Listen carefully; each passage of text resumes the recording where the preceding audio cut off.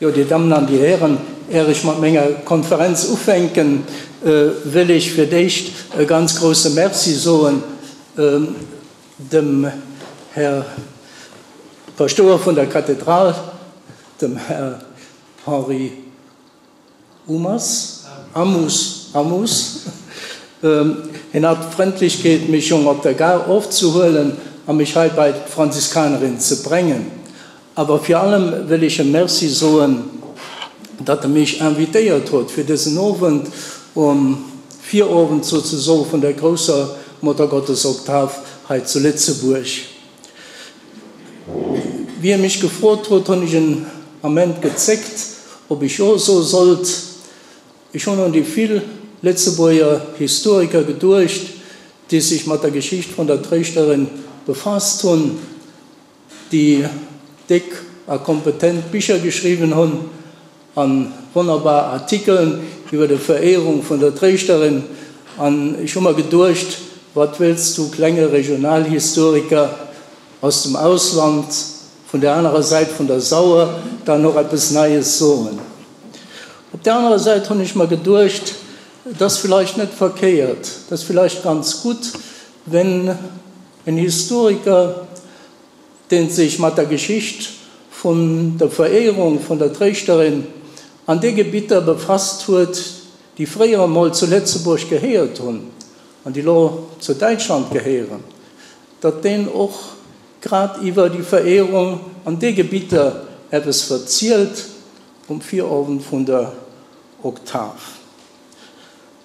Und wir müssen als bewusst sein, dass damals, wie das den 10. Oktober 1666 halt zu Lützeburg geschieht, dass damals auch die Leute von Bitburg, die Leute von Neuerburg, die Leute von St. Vith nach Lützeburg waren.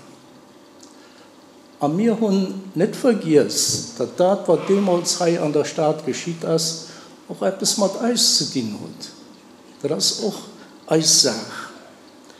Und dafür bin ich ganz froh, dass ich den Abend hier sein darf und darüber ein bisschen auch erzählen, schwätzen darf. Das ist eine ganz große Ehre für mich, dass den Abend so viel kommen sind für diesen Vortrag, aber vor allem also eine große Ehre für mich, dass Herr Erzbischof Jean-Claude Hollerich kommen ist und sozusagen, wie in Deutschland sagt, Alterzbischof Fernand Frank auch bei uns ist, da das also eine Sache, die ich wirklich estimiere, aber ich gesehen auch pur von Menge Studenten, von Dreher, hier am Saal schon eben schon gerade den Herrn Nilles begrüßt, auch hier war von Menge Studenten zu Dreher. Ich war immer froh, dass die pur Lützeburger unter den Dreher Studenten waren und ich schon immer drauf gehalten, für Martinen Lützeburg zu schwätzen. Also vielmals merci, dass ich hier sein darf und dass ich bei dieser Gelegenheit auch gut Freund zurückgesehen. Meine Damen und Herren, verehrte Zuhörer, wir stehen an der Schwelle der Muttergottes-Oktav. Es ist dieses Jahr keine Oktav wie jede andere. Es ist die Wallfahrt zur Tröste an der Betrübten im heiligen Jahr der Barmherzigkeit und es ist eine Jubiläumsoktav. Vor 350 Jahren hat Luxemburg Maria unter dem Titel Consolatrix Afflictorum, Trägerin am Leid, zur Stadtpatronin erwählt. Und so wird die Oktav 2016 eine marianische Hochzeit werden mit besonderem Profil und besonderem Glanz. Sogar der Papst nimmt teil, zwar nicht in eigener Person, aber immerhin, er hat seinen besonderen Legaten gesandt. Papst Franziskus hat diese Mission dem Kardinal von Köln, Kardinal Rainer Maria Wölki, anvertraut.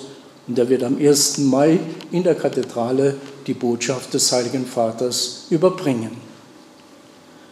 Der Grund, weshalb Erzbischof Jean-Claude Hollerich und die Verantwortlichen der katholischen Kirche in Luxemburg der diesjährigen Oktav ein besonderes Relief geben wollen, wurde schon genannt. Es ist die Erwählung der Trösterin zur Stadtpatronin am 10. Oktober 1666. Ich kenne kein Ereignis, das 350 Jahre später so aufwendig und festlich kommemoriert wird wie dieses. Wer kennt heute noch den Namen des Papstes, der damals an der Spitze der Kirche stand? Das war Alexander VII.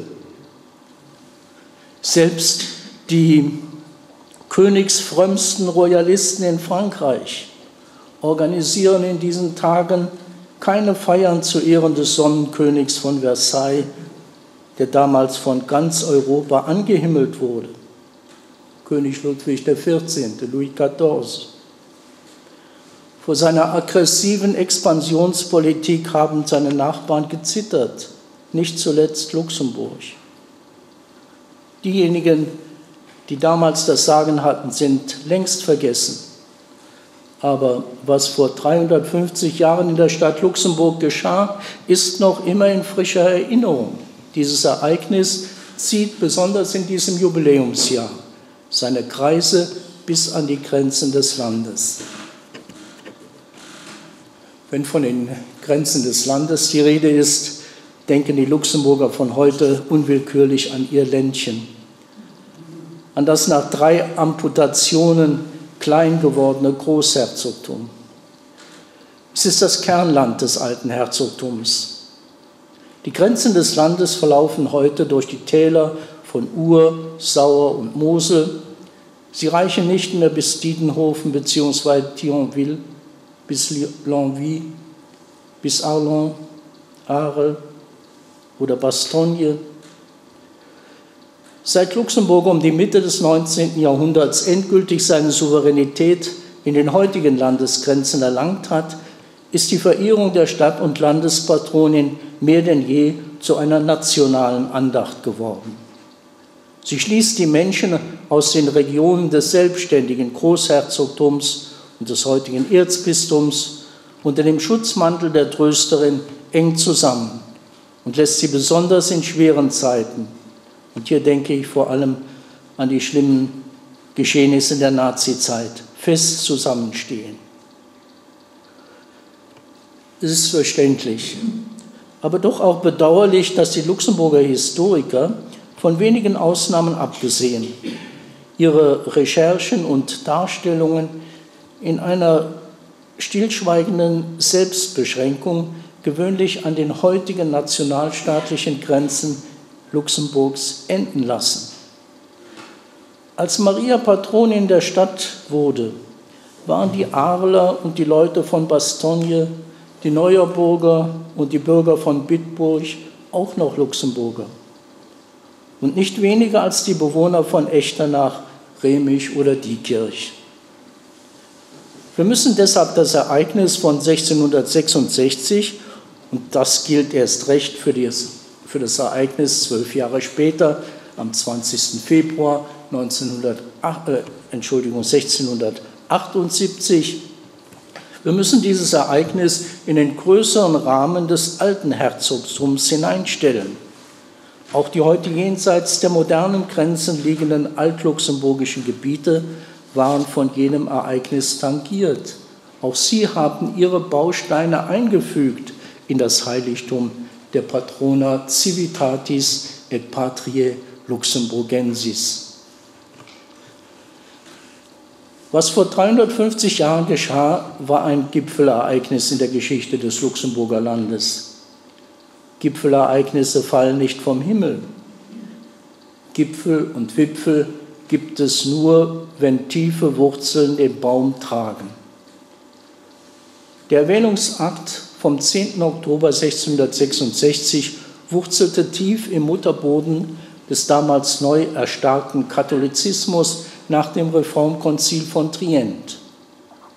In Frontstellung zum Protestantismus wurde im Zeitalter der Konfessionalisierung auf katholischer Seite die Marienfrömmigkeit stark betont.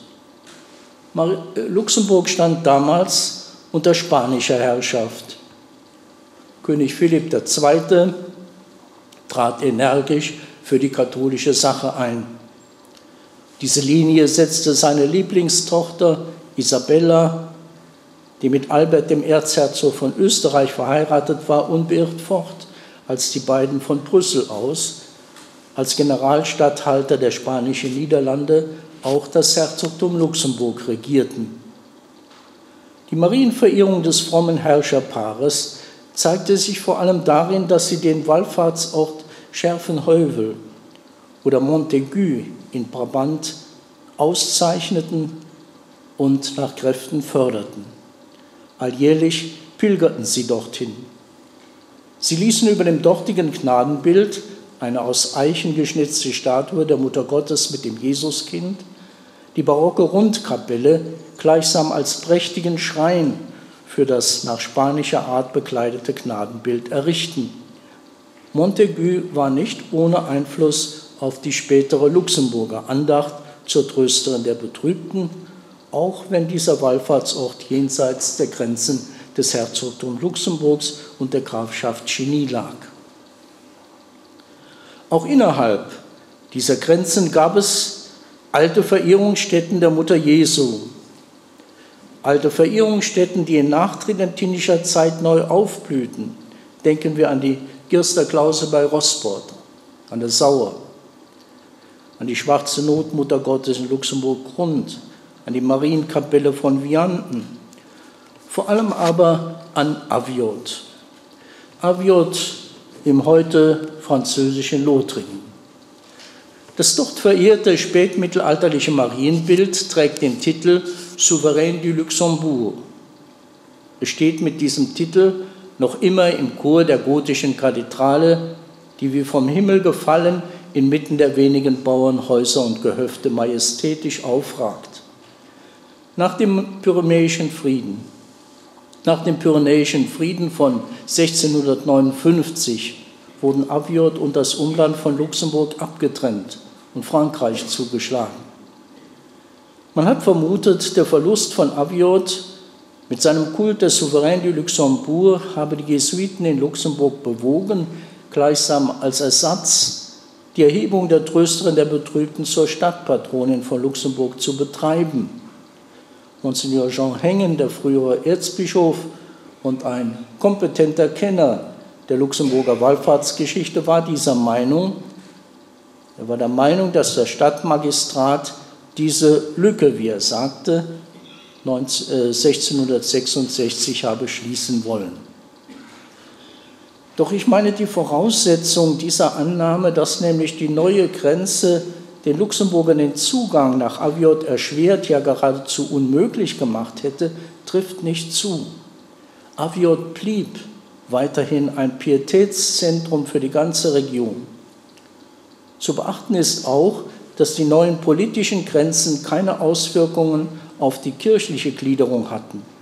Aviot und sein Umland gehörten weiterhin im Archidiakonat Languillon wie der größte Teil Luxemburgs zum alten Erzbistum Trier. Das Stichwort Jesuiten ist gefallen. Und daran besteht kein Zweifel, die Andacht zur Trösterin der Betrübten in Luxemburg ist ein bleibendes Geschenk der Jesuiten an das Land. Die Väter der Gesellschaft Jesu hatten sich 1594 in der Stadt Luxemburg definitiv niedergelassen. Im Geist ihres Stifters, des heiligen Ignatius von Loyola, waren sie eifrige Marienverehrer. In ihrem Luxemburger Gymnasium errichteten sie nach dem Beispiel anderer Jesuitenkollegien die marianische Sodalität. In der Hauskapelle des Kollegs wurde eine Marienstatue aufgestellt, und zwar eine Nachbildung des Gnadenbildes von Montaigu.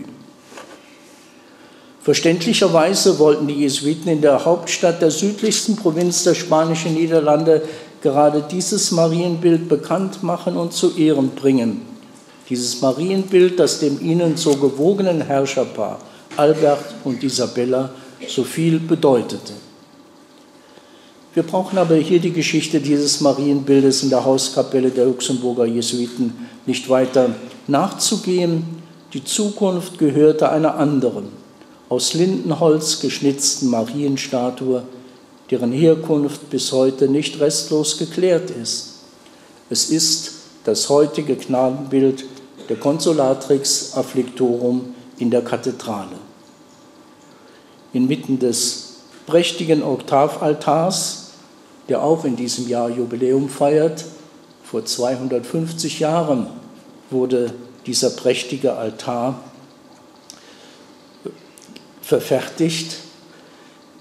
Vor dem Bild in dieser großartigen Fassung, vor dem Bild der Trösterin, wird vom 4. bis zum 6. Ostersonntag wieder die alljährliche Marienwallfahrt des Luxemburger Landes stattfinden. Es ist allgemein bekannt, wie es angefangen hat mit dieser Wallfahrt.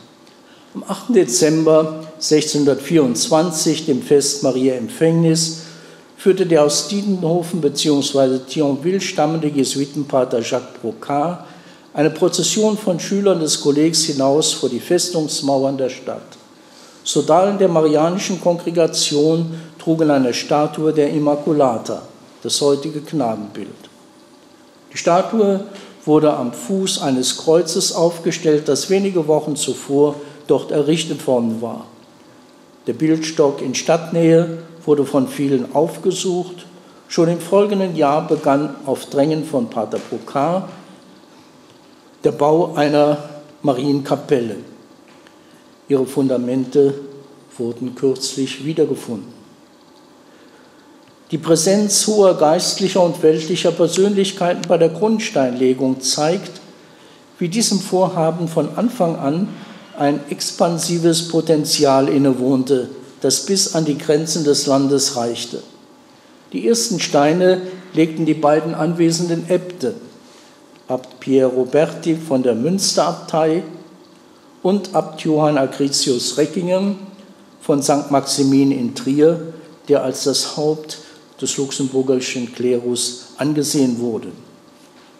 Die Spitze des Adels repräsentierte Graf de Bourlemont, der damalige Gouverneur des Herzogtums. Anwesend war aber auch Graf Philipp Dietrich von Manderscheid-Oberkeil aus der luxemburgischen Eifel. Nimmt man den Initiator der Unternehmung, Pater Brocard aus Thionville, hinzu, sehen wir, wie vom Anfang an alle Teile des Landes sozusagen ihren Stein eingefügt haben in das werdende Heiligtum der Trösterin der Betrübten auf dem Classisfeld. Die Marienkapelle wurde, wie Dompropst Professor Georges Hellinghausen kürzlich treffend gesagt hat, zu einem mythischen Ort.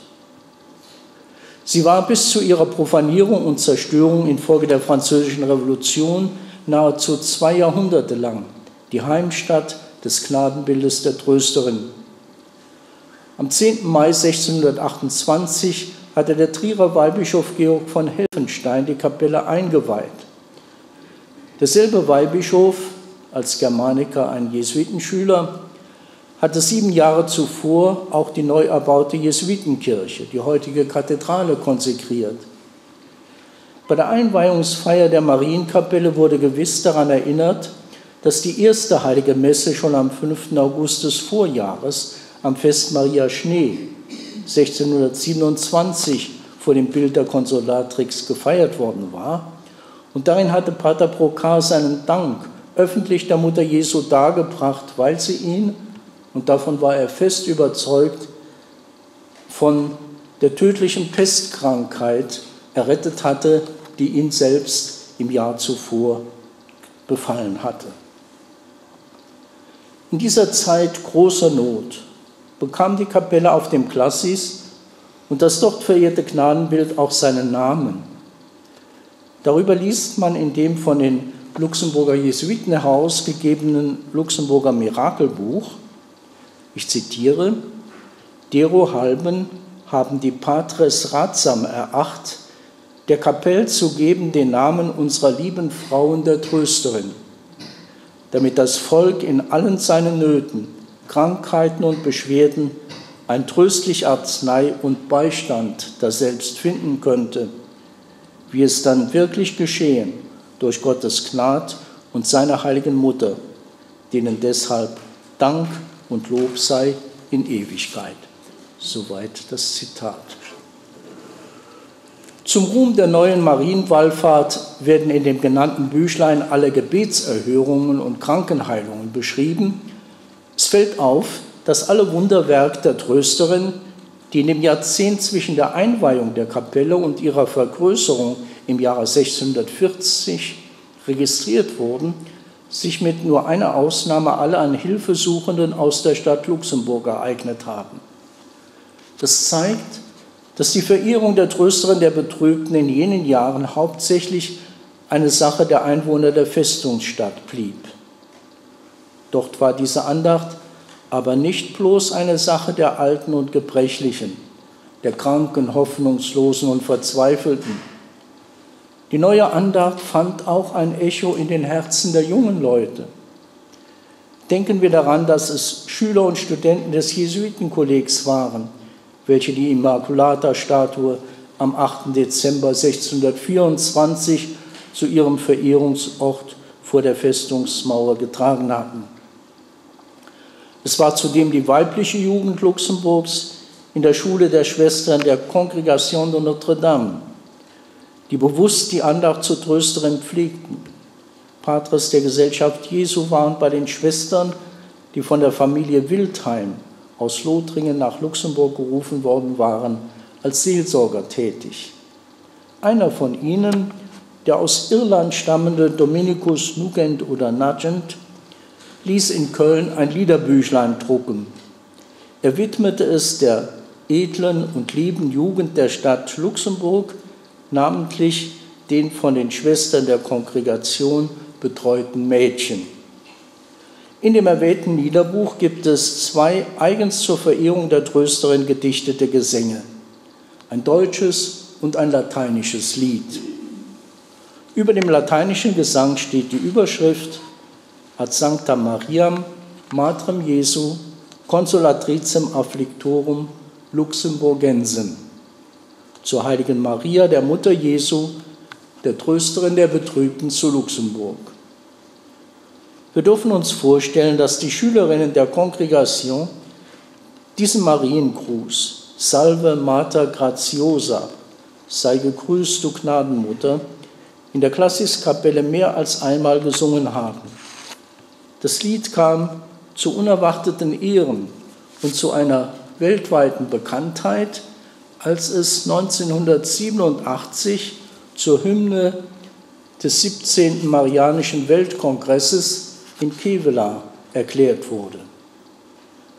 Auf Deutsch lautet die Konsolatrix-Strophe: Trösterin in allen Leiden, Jungfrau, woll uns gnädig sein. Engel dienen, dich begleiten, singen von der Milde dein. Frau voll Güte, uns behüte, zeig dich allen wunderbar. Schaden wende, Segen spende, deinen Dienern immer da. Ein bekannter Spruch sagt, wer die Jugend hat, hat die Zukunft. Die Verwurzelung der Marienfrömmigkeit in den Herzen der jungen Menschen war eine zukunftsweisende Investition im Hinblick auf die marianischen Gipfelereignisse von 1666 und 1678. Die Frage stellt sich, blieb die Verehrung der Trösterin in diesen frühen Jahren auf die Stadt beschränkt? Oder hat sie schon damals ausgestrahlt bis an die Grenzen des Landes? Wir hatten gesehen, dass bei der Grundsteinlegung der Gnadenkapelle die höchsten Repräsentanten des Herzogtums zugegen waren. Aber die von den Jesuiten bis 1639 protokollierten Gnadenerweise in der Klassiskapelle betrafen mit einer Ausnahme nur Bittsteller aus der Stadt. Die Kunde von der neuen Wallfahrt war um diese Zeit tatsächlich aber auch schon in die entlegeneren Landesteile gedrungen. Das geschah zunehmend, als die Schrecken des Dreißigjährigen Krieges Luxemburg heimsuchten. Das Herzogtum war bis um die Mitte der 30er Jahre von Kriegsgeschehen, das bekanntlich 1618 begonnen hatte, einigermaßen verschont geblieben. Damit war es vorbei, als Graf Christoph von Emden, Gouverneur von Luxemburg, im März 1635 die von den Franzosen besetzte Stadt Trier angriff und nach blutigen Straßenkämpfen eroberte. Frankreich erklärte wenig später Spanien den Krieg. Und Brüssel konfrontierte in der Folgezeit den Provinzialrat in Luxemburg pausenlos mit immer höher geschraubten Kriegskontributionen. Die drückenden Steuern in der ärmsten Provinz der Niederlande einzutreiben, wurde fast gänzlich unmöglich, seit eine Unmenge von Soldaten sich im Land breit machte. Kaiser Ferdinand II. Hatte den verbündeten Spaniern Truppen zur Verteidigung des Landes gegen die Franzosen geschickt. Im Winter 1635/36 kamen daraufhin 8000 Polacken, wie die Quellen sie nennen, und dazu noch viele Kroaten und Söldner anderer Nationalitäten. Sie hielten sich auf Distanz zu den Franzosen, drangsalierten dagegen die einheimische Bevölkerung, die sie an sich beschützen sollten. Die Kaiserlichen trieben es schlimmer als die schlimmsten Feinde. In wiederholten Eingaben schilderte der Provinzialrat den Verantwortlichen in Brüssel das unsägliche Leid der Bevölkerung. Man bettelte förmlich um den Abzug der Soldaten, vergeblich. Wir sind heute zu Recht entsetzt über die Gräueltaten der islamistischen Terroristen in Syrien, im Irak, in Libyen, in Jemen. Aber was 1636 im Luxemburger Land Christen angetan haben, war nicht weniger grauenhaft. Wenn es hieß, Soldaten sind im Anmarsch, flohen die Leute mit ihrem Vieh und ihren wenigen Habseligkeiten in die nächste befestigte Burg oder in die dichten Wälder. Die Soldaten raubten und plünderten, was ihnen in die Hände fiel. Sie steckten die leeren Dörfer in Brand. Nach dem Motto, der Krieg ernährt sich selbst, erpressten sie von den Bauern nicht nur das Futter für ihre Pferde, sondern sie nahmen ihnen auch mit brutaler Gewalt das Vieh aus dem Stall, die Schafe von der Weide, das letzte Korn vom Speicher und den Rest Heu aus der Scheune. Selbst die Zugtiere nahm man den Leuten weg, sodass die Felder nicht mehr bestellt werden konnten. Die Polacken und Kroaten praktizierten die schrecklichsten Folterungen, wenn sie Wertsachen suchten. Es verschlägt einen die Sprache, wenn man in den offiziellen Berichten des Provinzialrates nach Brüssel liest, Frauen und Mädchen werden vergewaltigt, Bauern in Schornsteinen aufgehängt, bis sie im Rauch ersticken. Die Leute werden mit Knüppeln und Spießen traktiert. Körperteile werden ihnen abgeschlagen, durchstochen oder mit glühendem Eisen verbrannt. Menschen werden regelrecht am offenen Feuer, ja, man muss es so nennen, gegrillt. Man hat einem Gefesselten ein durchlöchertes Kuhhorn in den Mund gesteckt und dann heißes Wasser oder Jauche hineingegossen. Als ob der Leiden noch nicht genug gewesen wären, kam im Winter 1935/36 die schlimmste Pestepidemie hinzu, die Europa je gesehen hatte. Der schwarze Tod wütete vom Rhein bis zum Atlantik. In Luxemburg starben ganze Dörfer aus. Von Mai bis Oktober erlagen der Seuche in der Münsterabtei Abt Roberti 6 Mönche, 3 Laienbrüder und ein Novize. In einem Bericht aus Bettemburg lesen wir: Infolge der in den Grenzen dieses Landes eingerissenen Sterblichkeit ist im Dorf Bettemburg und in der Pfarrei Abweiler kein Kirchensehner am Leben geblieben. Und davon gab es in der Regel 7 in jeder Pfarrei. Der Pastor Nikolaus Masius aus Echternach hat sich wegen der desolaten Zustände nach Luxemburg salviert. Der Bevölkerungsverlust war enorm. Aus Kinzig hören wir, dass es dort in normalen Zeiten 40 abgabenpflichtige Häuser gab. Doch infolge der Grausamkeiten der Soldaten und der Pest war das Dorf 18 Jahre lang völlig menschenleer geblieben. Die Felder lagen brach. Im Herbst 1636 ließ das große Sterben in der Stadt Luxemburg nach.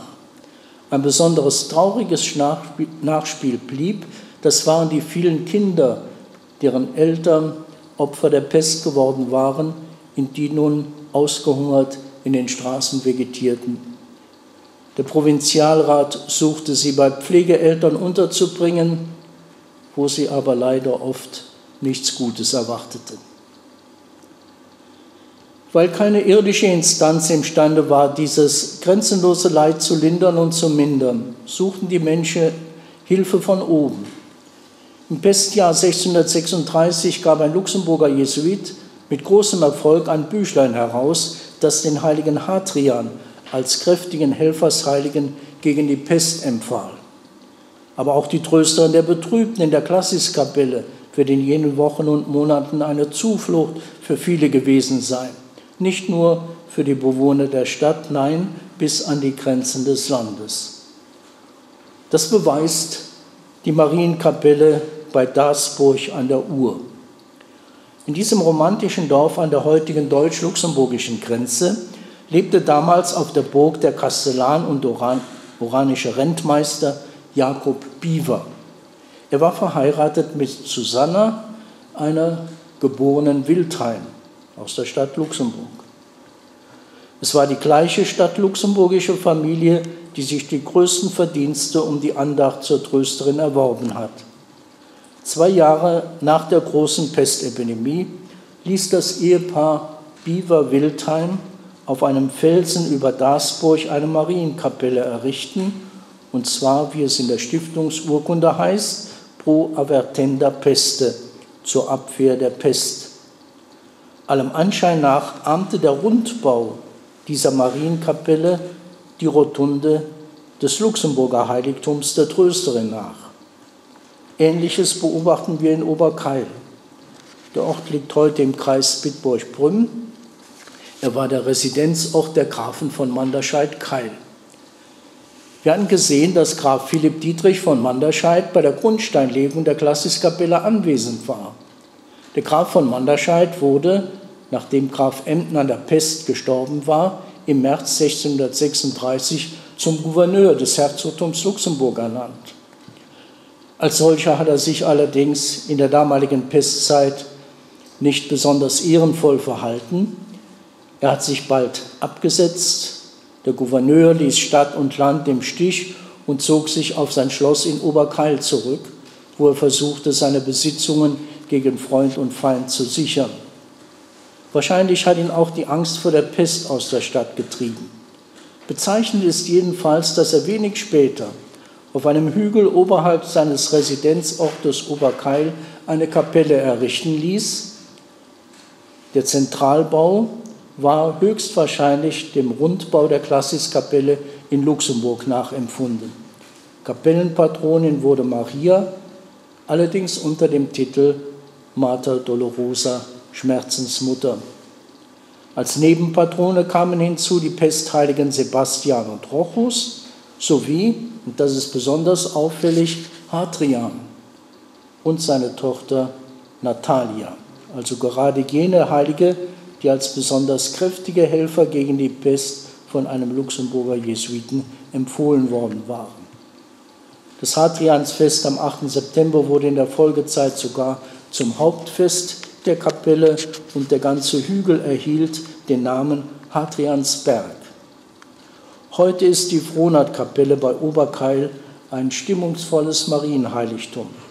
Als ich dort das erste Mal die Pilgermesse gehalten habe, war es eine Überraschung und eine große Freude für mich, dass die Leute spontan am Ende der Messe das Luxemburger Oktavlied sangen, wie unsere Väter flehten. Wie unsere Väter flehten zu dir, o Trösterin. Dieses Lied ist also durchaus in dieser Pfarrei in der Eifel noch in vollem Besitz des Volkes und wird gerne bei Marienfeiern gesungen. In Kevelaer am Niederrhein ist ein 1642 dorthin gebrachtes Andachtsbildchen der Trösterin zum Ausgangspunkt der bekannten, bis heute blühenden Marienwallfahrt geworden. Doch Kevelaer liegt außerhalb der luxemburgischen Landesgrenzen und soll deshalb hier unberücksichtigt bleiben. Innerhalb der Grenzen des alten Herzogtums liegt aber ein weiteres frühes Tochterheiligtum der Trösterin der Betrübten. Es ist die Marienkapelle über dem Dorf Igel bei Wasserbillig. Sie wurde 1653 bewusst nach dem Vorbild der Glassiskapelle erbaut. Und sie wurde am 29. September des genannten Jahres vom Trierer Weihbischof Otto von Senheim eingeweiht, und zwar zu Ehren der allerseligsten Jungfrau Maria, der Trösterin der Betrübten. Und das in der Kapelle aufgestellte Marienbild war eine Nachbildung des Luxemburger Gnadenbildes. Als diese Igeler Wallfahrtskapelle entstand, hatte das Luxemburger Heiligtum sein Aussehen schon verändert. 1640 war die Kapelle durch den Anbau eines rechteckigen Schiffes erweitert worden. Das dürfte mit dem plötzlichen Anstieg des Pilgerzustroms zusammenhängen. Im September 1639 hatte sich nämlich eine aufsehenerregende Heilung ereignet. Sie war einer der ersten Familien des Landes zuteil geworden. Johanna, die Tochter von Adrian Gaudius, dem Generalprokurator des luxemburgischen Provinzialrates, war von Geburt an stumm. In der Gnadenkapelle löste sich während der Wandlung in der Messe, der sie beiwohnte, ihre Zunge, und das Mädchen konnte plötzlich sprechen. Die Wunderwerkssagen, die ersten Worte, die sie sagte, waren Jesus und Maria. Von diesem Ereignis sprach man bis an die Grenzen des Landes. Und nun kamen die Pilger aus allen Teilen des Herzogtums. Die Kapelle wurde vergrößert, weil Bischof Otto von Senheim weihte den Neubau am 5. Juli 1640. Vom Anfang jenes Jahres bis zum September ließen die Jesuiten als Hüter des Heiligtums nicht weniger als 34 Gebetserhörungen oder, wie es heißt, Wunderwerk notariell beglaubigen.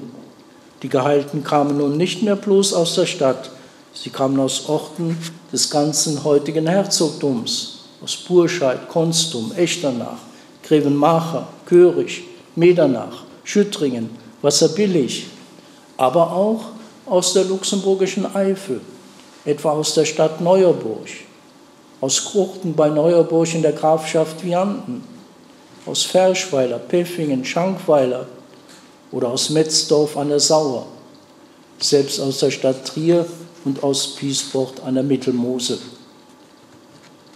Die Annalen des Luxemburger Heiligtums nennen in den folgenden Jahren weitere Ortschaften: Bollendorf, Uhren, Lambertsberg bei Wachsweiler, Gindorf bei Killburg, auch Orte aus der Gegend um Münstereifel, wo die Jesuiten eine Niederlassung hatten und die Luxemburger Wallfahrt bekannt machten.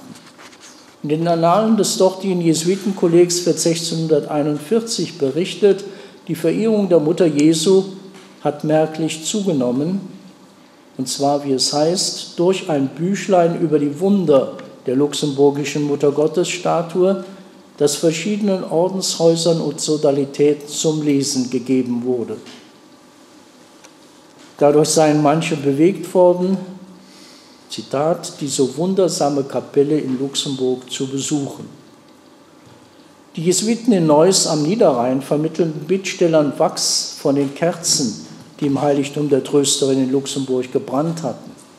Es befreite angeblich von Kopfschmerzen und vertrieb das Fieber. Pilger nahmen als Heilmittel nicht nur das Wachs der Altarkerzen, sondern auch Öl aus den Ampeln oder Blütenblätter vom Altarschmuck mit nach Hause.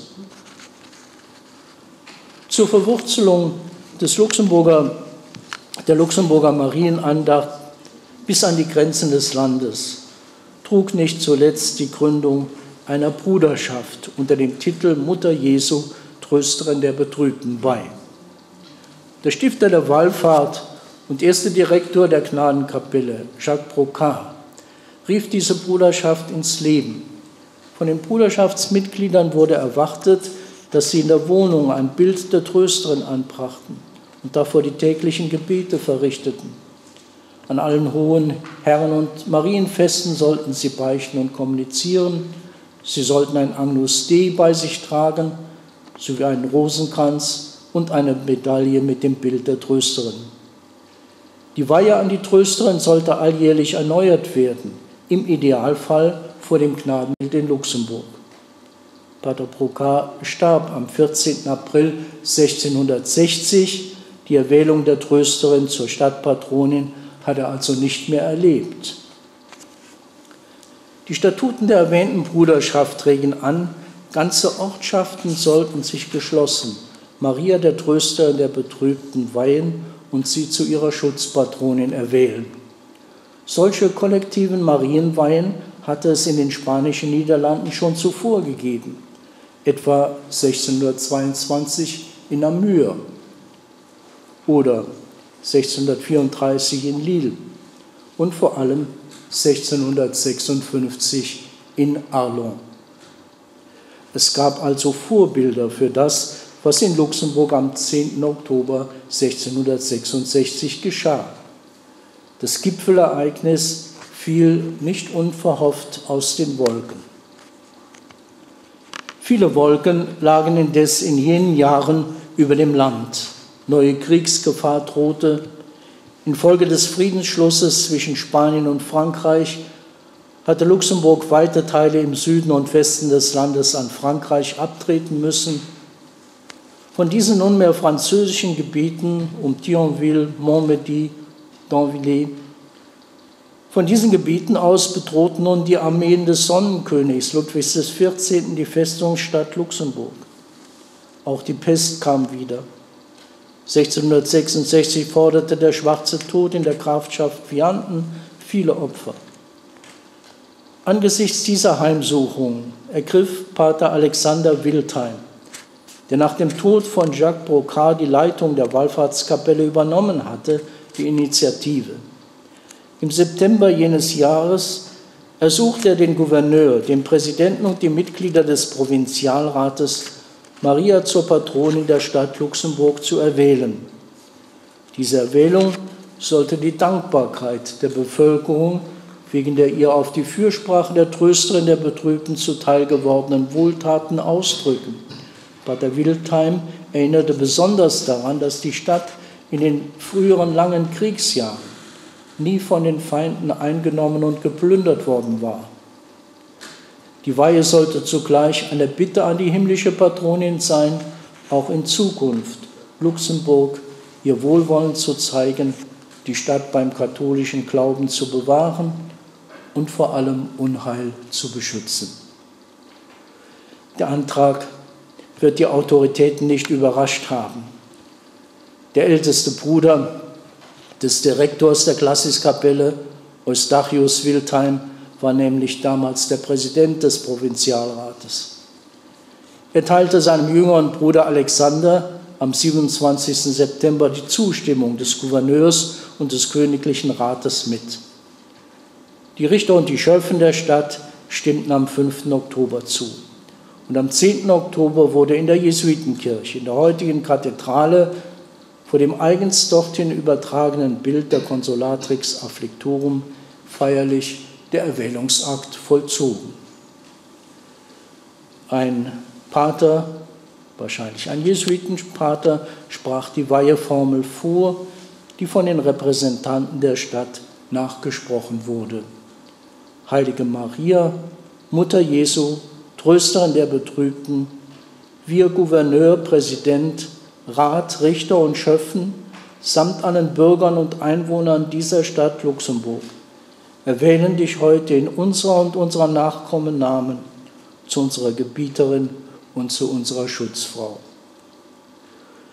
Die Trösterin empfing am 10. Oktober des folgenden Jahres bei der Erneuerung der Weihe eine goldene Nachbildung des Festungsschlüssels als Ausweis ihres bleibenden Patronats über die Stadt. Dargereicht wurde der goldene Schlüssel, der bis heute das Gnadenbild ziert, vom Prinzen von Chimay, dem damaligen Gouverneur des Herzogtums. Fortan zeigen alle Darstellungen die Luxemburger Mutter Gottes mit diesem charakteristischen Schlüsselattribut. Wir können dieses Kapitel über das marianische Gipfelereignis von 1666 nicht schließen, ohne einen kurzen Blick zu werfen auf das zweite Gipfelereignis, das die Verehrung der Trösterin der Betrübten endgültig zu einer Sache bis an die Grenzen des Landes gemacht hat: die Landesweihe von 1678.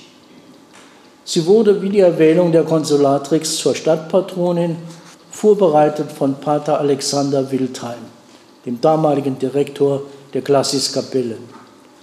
Angesichts der akuten Bedrohung Luxemburgs durch die Truppen des französischen Königs beschlossen die versammelten Landstände des Herzogtums am 6. Oktober 1677 Maria, die Trösterin der Betrübten, zur Landespatronin zu erwählen.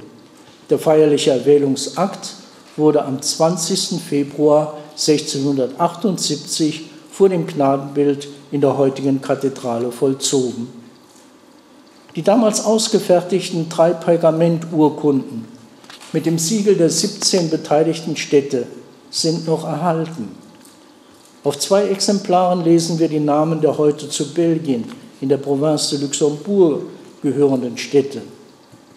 Ein weiteres Exemplar haben die Vertreter der Städte des sogenannten deutschen Quartiers unterschrieben: Remisch, Grevenmacher, Echternach, Vianden, aber auch Bitburg, Neuerburg und St. Vith. Die Bevölkerung stand hinter dieser Entscheidung der Stadtmagistrate.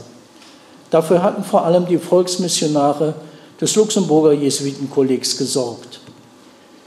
Ihr herausragender Pionier war Pater Philippe de Scouville, den man später den Vater der Christenlehrbruderschaften genannt hat. Zu Fuß durchquerte er alle Gegenden Luxemburgs und errichtete in vielen Mittelpunktpfarreien die Bruderschaft Jesu und Maria von der christlichen Lehre. Diese Christenlehrbruderschaften wurden zu Heimstätten der Verehrung der Trösterin.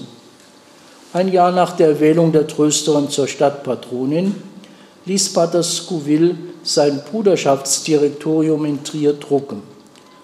Und darin hielt er die Pfarrer an, die Bruderschaftsmitglieder zu einer besonderen Verehrung, wie es heißt, der allerdings unbefleckten Mutter der Gnade und der Barmherzigkeit aller trübseligen Menschen, liebreiche Trösterin Mariam, hinzuführen. Im gleichen Jahr gründete Pater Philippe de Scouville in Alsdorf bei Echternach in der heute deutschen Eifel eine zentrale Christenlehrbruderschaften, und zwar für alle Pfarreien des unteren Nimstales. Es folgten in den folgenden Jahren Gründungen in Wachsweiler, in Bettingen an der Prüm, in Seffern.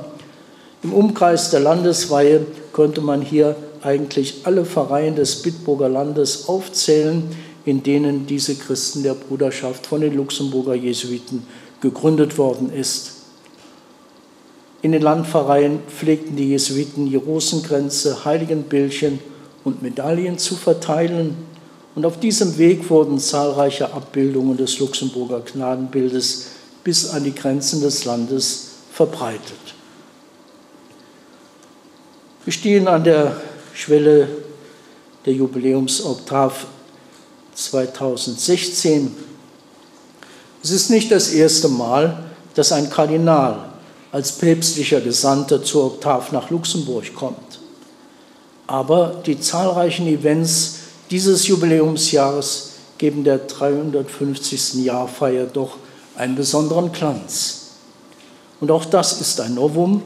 Das luxemburgische Office des Timbres und das Vatikanische Amt für Philatelie und Numismatik werden gemeinsam eine Sondermarke mit dem Bild der Trösterin herausgeben und so das Luxemburger Gnadenbild weit über die Grenzen des Landes hinaus bekannt machen. Vergessen wir auch nicht, dass dieses Jubiläum geradezu providentiell im Heiligen Jahr der Barmherzigkeit begangen wird.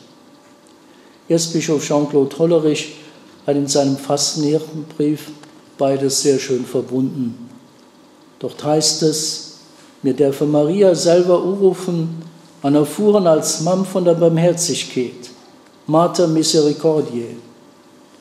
Menschen und sich Demos, ganz besonders ihrem Schutz an ihrer Fürspruch uvertraut, als sie und dürfen erfuhren, der Trächterin als Heil zu Letzeburg beklebt, an als Land, an sein Abwohner immer innert ihre Schutz hielt. Vom heiligen Augustinus stammt das Wort Interconsolationes Dei et tribulationes mundi ambulat ecclesia. Begleitet von den Tröstungen Gottes geht die Kirche ihren Weg mitten durch die Bedrängnisse der Zeit. Mit der Kirche und damit mit uns allen geht die Mutter des Herrn. Und so sagen wir an der Schwelle der diesjährigen Jubiläumsoktav mit Maria unterwegs, mit dir patrenisch, fu Staat Land, mit dir Maria an eng Neidzeit.